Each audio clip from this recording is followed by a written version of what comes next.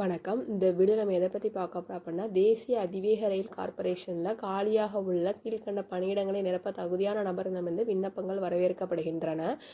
அதில் இது central government job. இது காலி பணியிடங்கள் பார்த்தீங்கன்னா 98. பணியிடம் பார்த்தீங்கன்னா இந்தியா ஃபுல்லாகவே. இது ஆரம்ப தேதி 26/3/2025. கடைசி தேதி பார்த்தீங்கன்னா 24/4/2025. First junior technical engineer, civil engineer. இதோட காலி பணியிடங்கள் 35. அதே மாதிரி கல்வி தொகுதி பார்த்தீங்கன்னா சிவில் இன்ஜினியரிங்கில் கவர்மெண்ட் ரெகனைஸ்ட் யூனிவர்சிட்டியில் சிவில் இன்ஜினியரிங் முடித்தவங்க மட்டும்தான் இதுக்கு அப்ளை பண்ண முடியும். இதோட காலி பணியிடங்கள் 35. சேலரி பார்த்தீங்கன்னா 40,000 1,40,000. நெக்ஸ்ட்டு ஜாப் பேர் பார்த்தீங்கன்னா ஜூனியர் டெக்னிக்கல் மேனேஜர் எலக்ட்ரிக்கல். இதோட சேலரியும் 40,000 1,40,000. காலி இடங்கள் பார்த்தீங்கன்னா 17.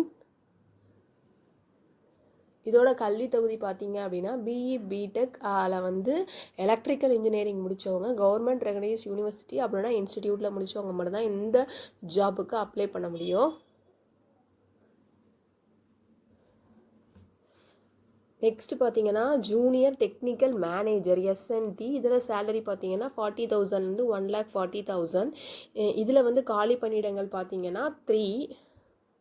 கல்வி தொகுதி பிஇ அல்லது பிடெக்கில் electrical and electronics communication engineering இல்லைனா electrical engineering government recognised university அல்லது இன்ஸ்டியூட்டில் முடித்தவங்க மட்டும்தான் இதுக்கு அப்ளை பண்ண முடியும். இந்த ஜாபுக்கு ஜூனியர் டெக்னிக்கல் இன்ஜினியரில் இவங்க SNT. Next junior technical manager RS. இதோட சேலரி பார்த்தீங்க அப்படின்னா 40,000 1,40,000. இந்த ஜாப்புக்கும் அதே சேலரி தான்.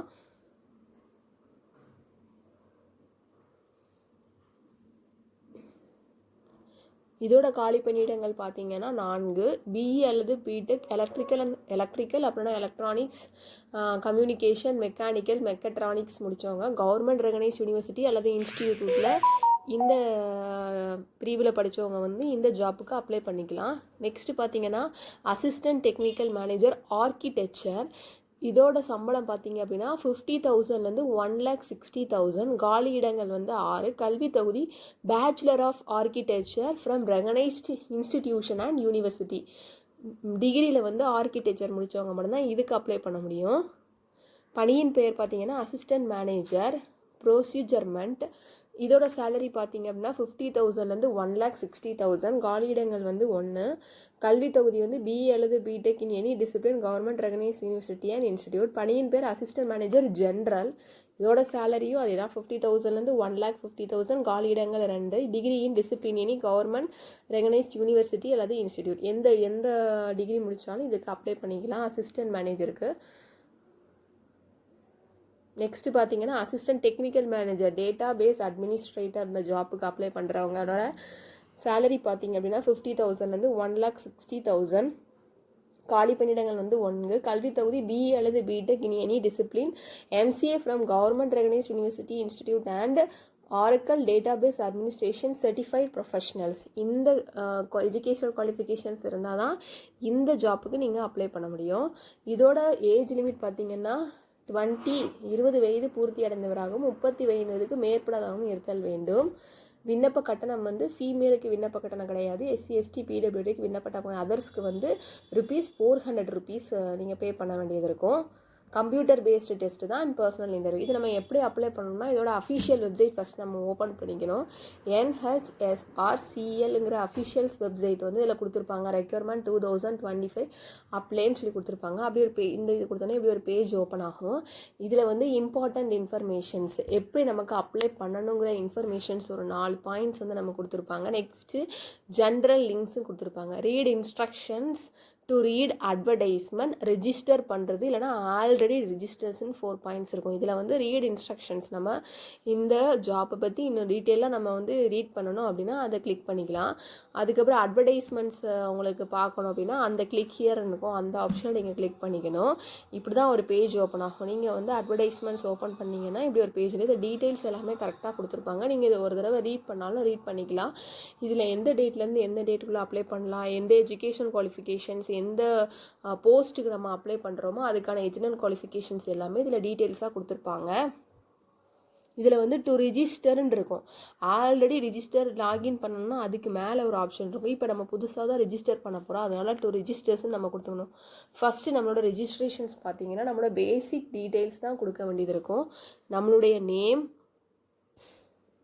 ஃபுல் நேம், அதுக்கப்புறம் பார்த்தீங்கன்னா எந்த போஸ்ட்டுக்கு நீங்கள் அப்ளை பண்ணுறீங்களோ அந்த போஸ்ட்டோட கோட், அட்வர்டைஸ்மெண்ட் நம்பர், அந்த போஸ்ட்டுக்கு கொடுத்துருக்கக்கூடிய அட்வர்டைஸ்மெண்ட் நம்பர், நெக்ஸ்ட்டு அப்ளிகேஷன்ஸோட ஃபுல் நேம், அப்புறம் அவங்களோட mobile number, confirm mobile number, alternate mobile number கொடுத்துக்கணும்.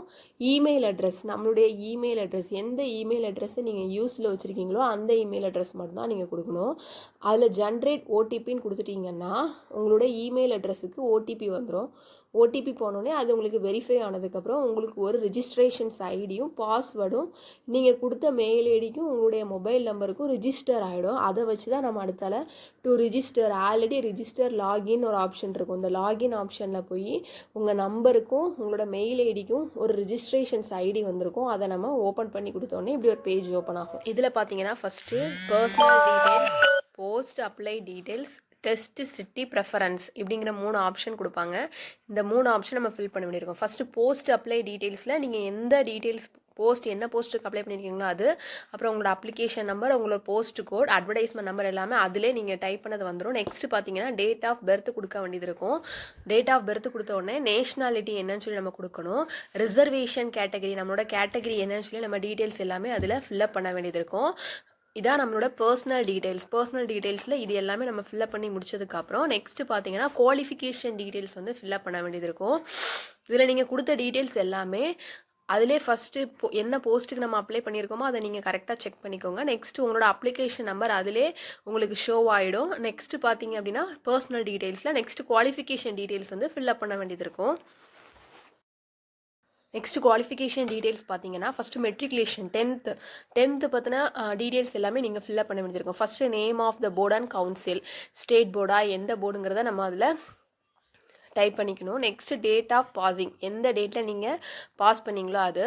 Select the percentage என்னவோ அதை நம்ம டைப் பண்ணணும். Next mark obtained and maximum marks, நீங்கள் எவ்வளோ மார்க் 10th வாங்கியிருக்கீங்களோ அதை ஃபஸ்ட்டு எழுதிட்டு மேக்ஸிமம் மார்க் 500க்கு நீங்கள் எவ்வளோ மார்க் வாங்கியிருக்கீங்களோ அதை நீங்கள் இது பண்ணிக்கணும். நெக்ஸ்ட்டு பார்த்தீங்க அப்படின்னா 12th, ஃபஸ்ட்டு 10th டீட்டெயில்ஸ் எல்லாமே ஃபில்அப் பண்ணி முடிச்சதுக்கப்புறம் நெக்ஸ்ட்டு பார்த்தீங்கன்னா 12th என்னென்ன குவாலிஃபிகேஷன் டைப் என்ன, அதுக்கப்புறம் பார்த்தீங்க 12th மார்க் எழுதி முடிச்சதுக்கப்புறம் நெக்ஸ்ட்டு எசிஷியன் குவாலிஃபிகேஷன் டீட்டெயில்ஸ், நீங்கள் முடித்த டிகிரியோட குவாலிஃபிகேஷன் டீட்டெயில்ஸ் எல்லாமே அதில் வந்து நீங்கள் ஃபில்அப் பண்ண வேண்டியது இருக்கும். அதுவும் அதே தான், specialisation, date of passing, CGPA, mark obtained and maximum marks. Do you have a minimum 2 years of post qualification relevant ஒர்க்ஸ்ன்னு கேட்டிருக்காங்க. எக்ஸ்பீரியன்ஸ் வந்து உங்களுக்கு இருக்கா இல்லையான்னு சொல்லி அதோட டீட்டெயில்ஸ் கேட்டிருக்காங்க. அதையும் நம்ம ஃபில்அப் பண்ணி முடிச்சதுக்கப்புறம் சேவ் அண்ட் நெக்ஸ்ட் கொடுத்துட்டீங்க கம்யூனிகேஷன் டீட்டெயில்ஸ் வரும்.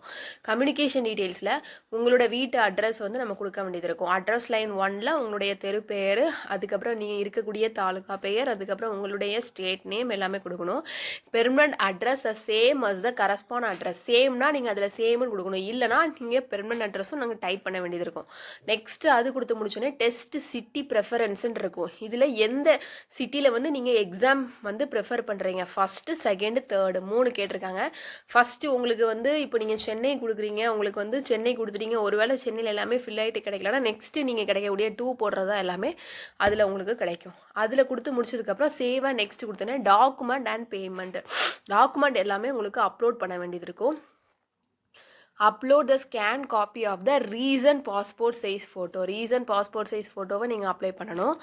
Next scanned signature, upload your 10th mark sheet, next 12th mark sheet, upload your essential qualification certificate, உங்களோட குவாலிஃபிகேஷன் சர்டிஃபிகேட் எல்லாமே நீங்கள் அப்ளை பண்ண வேண்டியது இருக்கும். Upload your applicable conversation factor of CGPA வந்து நம்ம தெரியறதுக்காக அந்த மொத்தமாக இருக்கிற குவாலிஃபிகேஷன் டீட்டெயில்ஸே நம்ம அதில் அப்லோட் பண்ணணும். தென் எக்ஸ்பீரியன்ஸ் இருந்துச்சுன்னா எக்ஸ்பீரியன்ஸ் சர்டிஃபிகேட்டையும் நீங்கள் அப்லோட் பண்ணிக்கணும்.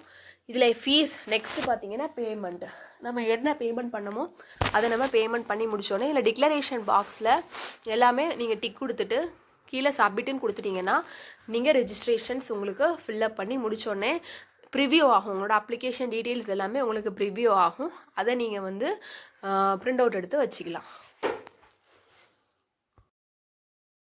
உங்களுக்கு இந்த வீடியோ யூஸ்ஃபுல்லாக இருந்துச்சுன்னா மறக்காமல் சப்ஸ்கிரைப் பண்ணுங்கள்.